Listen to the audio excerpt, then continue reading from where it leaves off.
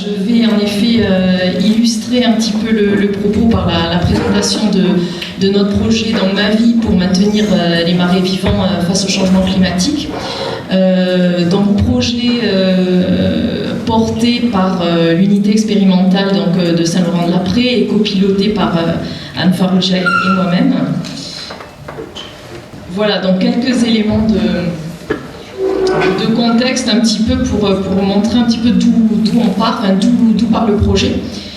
Donc le projet, voilà, la genèse c'est en effet cette unité ferme expérimentale INRAE. Point important, donc c'est sa localisation. On est situé au cœur des marais charentais avec des problématiques bien spécifiques qui vont être assez prégnantes pour la construction des sujets. Donc en fait une exploitation donc en polyculture élevage dans les marais en bio. On a 160 hectares à peu près de terre, dont une centaine d'hectares de prairies et 60 de terres labourables, et un troupeau de vaches maraichines, une race locale. Voilà, et le sujet de recherche de l'unité, c'est vraiment l'accompagnement de la transition agroécologique des fermes en marais. On s'appuie sur une expérimentation système que l'on pilote dans un nouveau projet scientifique par une méthode de gestion adaptative avec une logique de résultat. Et voilà, c'est un petit peu petit peut-être. Sur la droite, vous avez les trois grands objectifs qui vont un petit peu piloter cet expé-système. Donc restaurer la biodiversité sauvage, produire une alimentation de proximité et atténuer le changement climatique. Voilà, je ne rentre pas trop dans le détail, on pourra échanger par la suite. Et donc sur cette unité, on est un collectif avec plusieurs disciplines présentes. Donc je vous les ai indiquées en bas, donc de l'écologie à l'agronomie, en passant par la zootechnie, sciences de l'eau, sciences de gestion, sciences de l'information. Donc voilà, ce projet, toujours on est encore sur l'unité expérimentale, ce projet scientifique, on a l'habitude de le présenter avec trois grands piliers. Donc notre gros pilier bleu, c'est en effet cet expé-système dont je viens de vous parler, mais on est aussi présent sur des projets multipartenaires, sur d'autres secteurs de marais. Et on va dire que ces projets s'alimentent mutuellement, à la fois l'expé-système et puis notre présence sur ces projets de territoire ou projets multipartenaires sur les zones humides. Et c'est important parce qu'en fait, c'est vraiment la genèse de ce projet Tétrae Ma vie. Il s'appuie vraiment sur nos différentes postures que l'on peut mettre en œuvre pour la conduite de notre projet scientifique et pour la conduite de nos travaux. Donc nos postures, c'est quoi ? Déjà, en pratiquant, en mettant en œuvre la conduite de notre expé-système sur la ferme, on est confronté à des questions très opérationnelles. Et donc on va voir que ces questions-là sont communes évidemment aux questions que se pose le territoire, et donc en fait on a l'habitude de dire les pieds dans le cambouis. On est confronté aux mêmes questions que les acteurs. On en a parlé, on a plusieurs compétences internes sur lesquelles on peut s'appuyer, et on a ce réseau d'acteurs avec lequel on est en interaction, que ça soit dans le cadre de projets de recherche ponctuels. Donc on a notre troisième petit trou qui est plutôt sur des experts analytiques que l'on peut conduire aussi pour produire des connaissances, et sur ces experts on va être en partenariat avec des acteurs.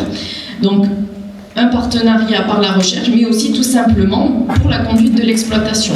On va voir des relations avec le tissu socio-économique local qui nous amène à nous poser des questions et à arriver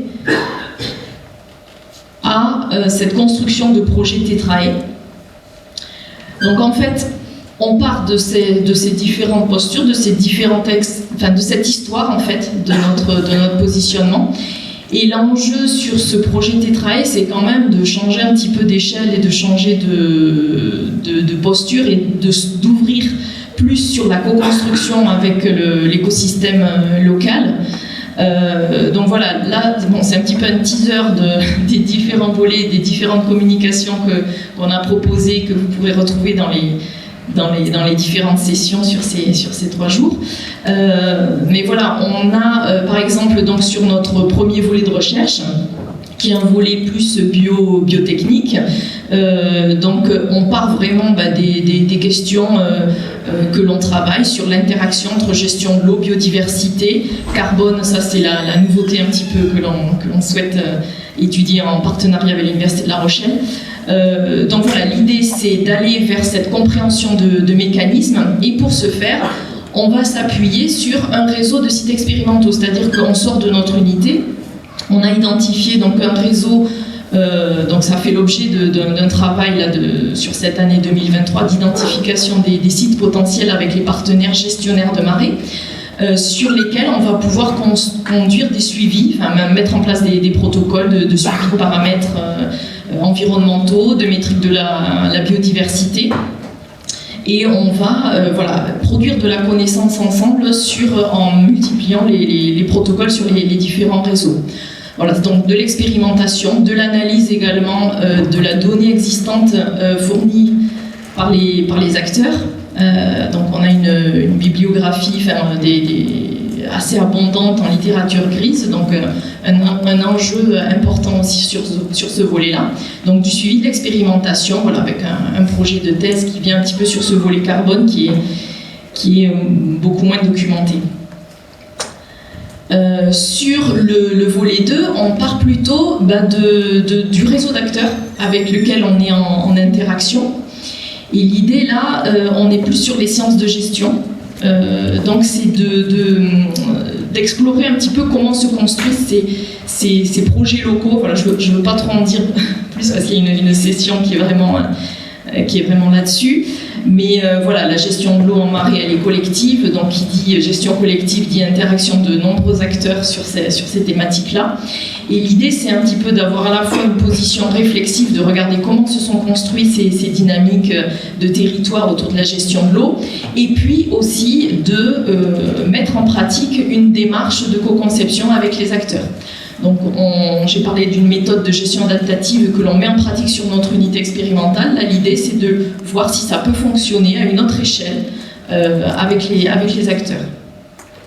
Et enfin, notre volet 3 qui est vraiment sur l'élaboration d'outils pour pérenniser en fait, les filières bovins-viande en marée. Là, on part de à la fois des partenaires socio-économiques avec lesquels on est en interaction pour tout simplement vendre nos produits, enfin, voilà, de façon très opérationnelle. Et on est à l'écoute donc là des besoins pour arriver à la construction d'outils et comprendre un petit peu les mécanismes pour pérenniser ces filières. Voilà un petit peu les différentes postures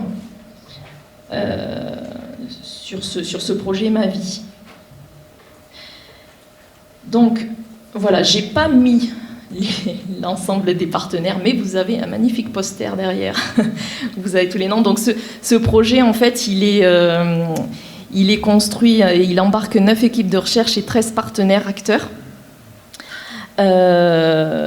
Donc en fait, voilà, on a remis un petit peu la frise chronologique pour montrer que la réflexion dès le début c'était 2020. En effet, c'est parti de l'unité expérimentale, mais très vite il y a eu un partenariat qui s'est imposé comme assez évident avec le Forum des marées, avec un collègue ici présent, qui donc a une posture de prospective et d'interface entre la recherche et les territoires, et donc il nous semblait complètement logique pour inscrire notre projet vraiment en cohérence avec toutes les démarches sur les marées. Et donc, en fait, on a construit ce projet avec plusieurs séminaires d'échange avec les acteurs. On s'est appuyé donc, sur la méthode ASIRPA. Enfin, là, il y a une petite illustration pour un petit peu... On a travaillé sur la cartographie des acteurs pour voir si on n'oubliait personne. C'est quelque chose qu'on a aussi travaillé avec les acteurs en amont du projet. On a travaillé sur les attentes, les besoins, voilà, sur vraiment partir des questions du territoire, les transformer en questions de recherche, et formaliser ça sur le projet. Donc là, alors c'est pêle-mêle, un petit peu ce qu'on voit comme posture des acteurs qui sont sortis un peu de ces séminaires préalables. Donc voilà, on identifie plusieurs postures. Donc on a des acteurs, en effet, on en a parlé, qui mettent à disposition leurs données, qui vont ouvrir leur site gestionnaire. Donc j'ai parlé de 13 acteurs. Dans ces acteurs, on a des gestionnaires d'espaces de marée, donc que ce soit des naturalistes, des conservatoires, donc espaces naturels, conservatoire espace du littoral. On a des collectivités, on a des associations de producteurs. Voilà, donc en fait, ces sites-là sont ouverts à l'expérimentation. Les acteurs participent à la définition des questions posées, formalisent leurs besoins, participent à la construction des protocoles. Donc ça, c'est un travail qui a été conduit avec l'appui d'un stage sur 2023. C'était identifier les sites du réseau expérimental, construire les protocoles. Ils participent aux observations sur les sites de marée en fonction de leurs moyens humains. Dans le volet 2, ils peuvent aussi être objets d'étude, puisqu'il y a une démarche réflexive en regardant comment se sont construits un petit peu les démarches de gestion de l'eau sur ces marais. Ils participent au processus de co-conception, toujours dans ce volet 2. Et enfin, on compte sur eux pour relayer les résultats et enseignements du projet et pour pouvoir amplifier et démultiplier l'impact sur leur écosystème.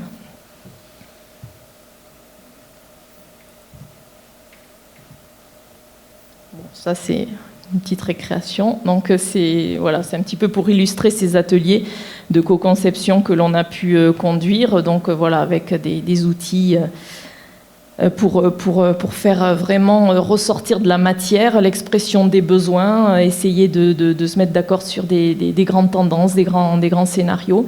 Et puis, en bas, en effet, c'est tout le travail d'identification des sites expérimentaux que l'on a pu conduire cette année. Voilà, et donc là, c'est une autre représentation en fait de ce projet, des attendus. Donc on voit qu'on a trois échelles. Donc avec en effet notre volet 1 qui s'appuie sur ce réseau, on va dire, de marais expérimentaux. Là, on est vraiment sur la station expérimentale, sur quelques parcelles, on va dire. On a l'approche plus territoriale avec les démarches de co-construction, de co-conception et d'analyse de démarches de projets locaux sur la gestion de l'eau qui sont plutôt à l'échelle d'un marais. Et puis après, le travail sur les outils filière viande, où là, on est sur l'analyse des mécanismes à l'échelle de la ferme, enfin de l'animal, pardon, avec toutes les questions d'équilibre matière à l'échelle de l'exploitation et de la filière. Et voilà, pour un petit peu ouvrir aussi, pour nous, embarquer, travailler avec les acteurs, et on pense et on espère avoir essayé de faire en effet de la co-construction dès l'amont avec les acteurs pour vraiment coller aux besoins et aux questions du territoire. Donc le but, c'est vraiment d'embarquer les acteurs en fait dans ce processus de production de connaissances. C'est aussi monter en compétences ensemble. Voilà, donc sur les démarches de co-conception collective, il y a vraiment cette notion de boucle aussi d'amélioration de la connaissance et en fait les volets 1 et 2, l'idée c'est, alors bon, on aura un timing qui est serré, mais l'idée c'est qu'ils se nourrissent aussi mutuellement, c'est-à-dire qu'on ait peut-être des questions qui sortent des ateliers de co-conception qui se nourrissent des données et des connaissances qui sont produites au niveau des stations plus expérimentales. Et puis, voilà, le troisième volet, c'est plutôt en effet répondre aussi aux besoins des acteurs, là peut-être plus classique, travailler sur des outils qui répondent aux besoins. Voilà, je pense que j'ai fait le tour.